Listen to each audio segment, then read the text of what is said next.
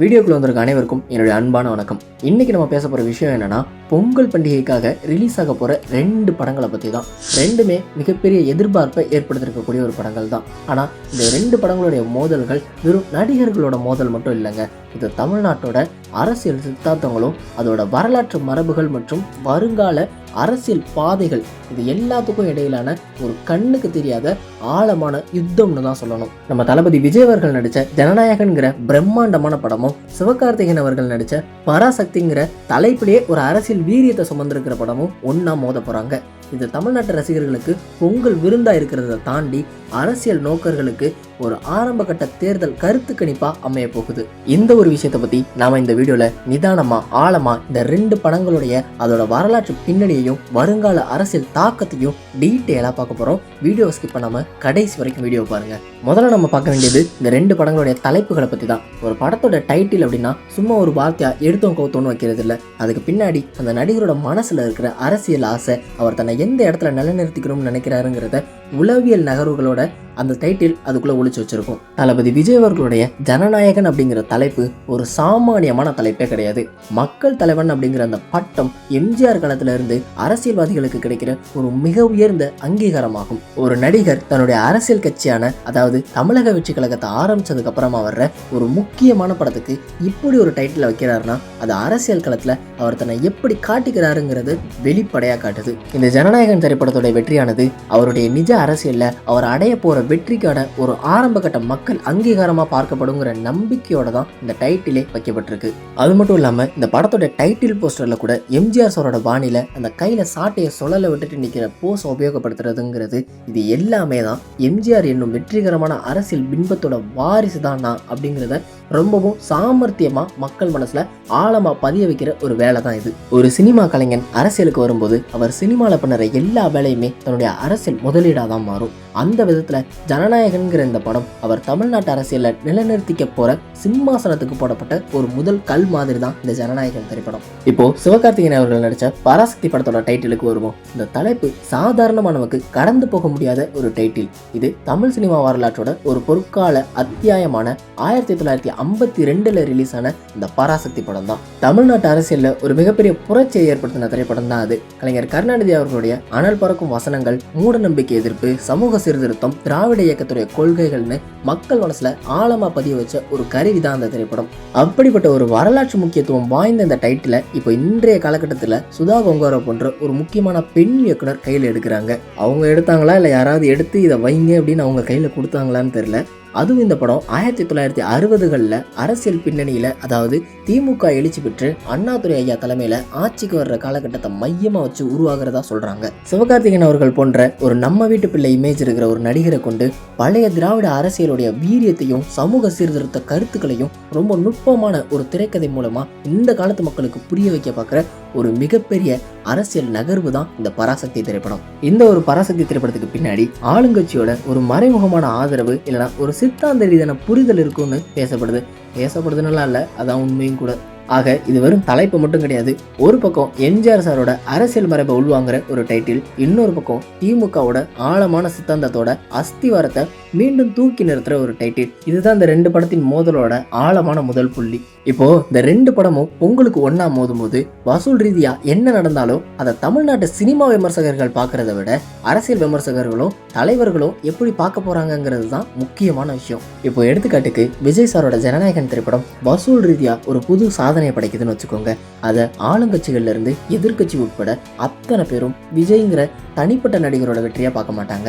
அதை அவர் அரசியலுக்கு வர்றதுக்கு தமிழ்நாட்டு மக்கள் கொடுக்கிற முதல் அங்கீகாரம்னு தான் பேசுவாங்க. கிட்டத்தட்ட சொல்ல போனா இது வரப்போற சட்டமன்ற தேர்தலுக்கு ஒரு முன்மாதிரி வாக்குப்பதிவு மாதிரி. தமிழ்நாட்டு மக்கள் எம்ஜிஆர் அவர்களுக்கு அப்புறமா இன்னொரு திரை நட்சத்திரத்தினுடைய அரசியல் பிரவேசத்துக்கு தயாராயிட்டாங்கிற ஒரு செய்தியை இந்த வசூல் மூலமா தமிழ்நாட்டு அரசியல் களம் பூரா அதிர்வலைகளை ஏற்படுத்தும். முக்கியமா இந்த இடத்துல விஜய் அவர்களுடைய ரசிகர்களோட வலிமையும் அவர்களோட அரசியல் ஆர்வமும் நிரூபிக்கப்படும். இது நிச்சயமா அவர் எதிர்க்கிற அரசியல் கட்சிகளுக்கு ஒரு சவாலையும் ஒரு எச்சரிக்கையும் கொடுக்கிற ஒரு நிகழ்வா அமையும்.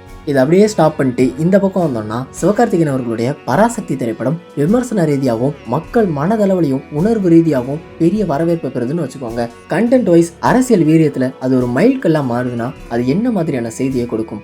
அது பழைய திராவிட சித்தாந்தங்கள், சமூக சீர்திருத்த பார்வைகள், பகுத்தறிவு பார்வைகள்னு இது எதுவுமே இன்னும் தமிழ்நாட்டு மண்ணை விட்டு போகலை, அதுக்கு இன்னும் மக்கள் மத்தியில் வரவேற்பு இருக்குதுங்கிற ஒரு பலமான செய்தியை ஆளுங்கட்சிக்கு, அதாவது திமுகவுக்கு ஒரு ஆதரவை கொடுக்கும். இதை தமிழ்நாட்டு மக்கள் தங்கள் வரலாற்று பாரம்பரியத்தை மறக்கலைங்கிற ஒரு அங்கீகாரமா, ஒரு சித்தாந்த பலமா திமுகவினர் உபயோகப்படுத்துவாங்க. இந்த பராசக்தி திரைப்படத்துடைய வெற்றி ஆளுங்கட்சியோட கொள்கை பரவலுக்கு ஒரு மிகப்பெரிய உதவியாவே இருக்கும். ஏன்னா சிவகார்த்திகேயன் மாதிரியான ஒரு புது தலைமுறை நடிகர் மூலமா அந்த பழைய சித்தாந்தத்தை பேசும்போது அது இளைஞர்கள் மத்தியிலையும் மக்கள் மத்தியிலையும் மறுபடியும் ஒரு தாக்கத்தை ஏற்படுத்தும். ஆக இந்த ரெண்டு திரைப்படங்களுடைய மோதலும் எப்படி இருக்கும் அப்படின்னா, தமிழ்நாட்டு மக்கள் எம்ஜிஆர் வழி அரசியல் மரபை தேர்ந்தெடுக்கிறாங்களா இல்ல திராவிட சித்தாந்த மரபை ஆதரிக்கிறாங்களாங்கிற ஒரு கேள்விக்கான ஆரம்ப கட்ட தீர்ப்பு தான் இது.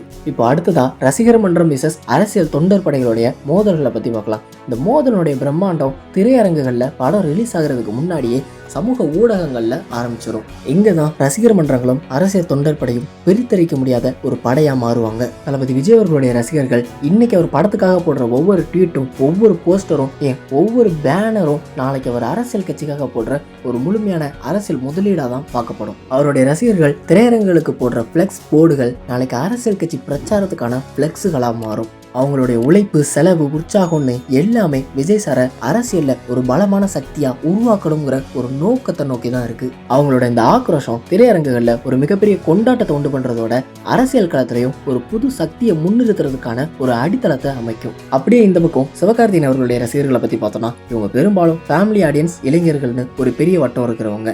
அவங்களுடைய ஆதரவு படத்தோட கதைக்கும் அதுல இருக்க கருத்துக்களுக்கும் கொடுக்கப்படுற ஒரு ஆதரவா மாறும்போது அது திராவிட சித்தாந்தங்களுக்கு கிடைக்கிற ஒரு புது தலைமுறை ஆதரவா பார்க்கப்படும். சமூக ஊடகங்கள்ல இந்த ரெண்டு ரசிகர் படைகளும் மோதும் போது அது சாதாரணமான ஒரு மோதலா இருக்காது. அது ஜனநாயகன் பேசுற புது அரசியல் எழுச்சிக்கும் பராசக்தி பேசுற திராவிட அரசியலோட மறு வருகைக்கும் இடையிலான ஒரு சித்தாந்த யுத்தமா வெளிப்படும். இந்த ரெண்டு நடிகர்களுடைய இமேஜையும் படங்களையும் முன் வச்சு தமிழ்நாட்டோட எதிர்கால அரசியல் என்னவாக போதுங்கிற ஒரு விவாத புயலையே சமூக ஊடகங்கள்ல அவங்க கிளப்புவாங்க. யாருடைய ரசிகர் படை வலிமையானதுன்னு காட்டுறதுக்கு கிடைச்ச ஒரு வாய்ப்பா கூட இதை எடுத்துக்குவாங்க. ஆனா விஜய் ரசிகர்களோட ஒப்பிடும்போது சிவகார்த்திகேயன் அவர்களுக்கு அவ்வளவு பெரிய ரசிகர் பட்டாளெல்லாம் கிடையாது. ஆனா இந்த ஒரு பராசக்தி திரைப்படத்துக்காக சில அரசியல் கட்சிகளோட ஆதரவு வேணா அவருக்கு கிடைக்க வாய்ப்பு இருக்கு. ஒரு நடிகருடைய தோல்வி அவர் சார்ந்த அரசியல் பின்பத்துக்கே ஒரு பின்னடைவா மாறிடுங்கிற ஒரு மிகப்பெரிய அழுத்தம் இந்த ரெண்டு திரைப்படத்துக்குமே இருக்கு. மொத்தத்துல இந்த 2026 பொங்கல் பண்டிகை நமக்கு ஒரு சாதாரண சினிமா திருவிழாவா இருக்காது. இந்த தமிழ்நாட்டோட வருங்கால அரசியலை வெள்ளித்திரை மூலமா தீர்மானிக்க பார்க்குற ஒரு வரலாற்று திருப்பு முனையா இருக்கும். இந்த ரெண்டு திரைப்படத்தினுடைய மோதல் இந்த தீபாவளிக்கு ரிலீஸ் ஆன படங்கள் மாதிரி புது முகங்களுடைய மோதல் கிடையாது.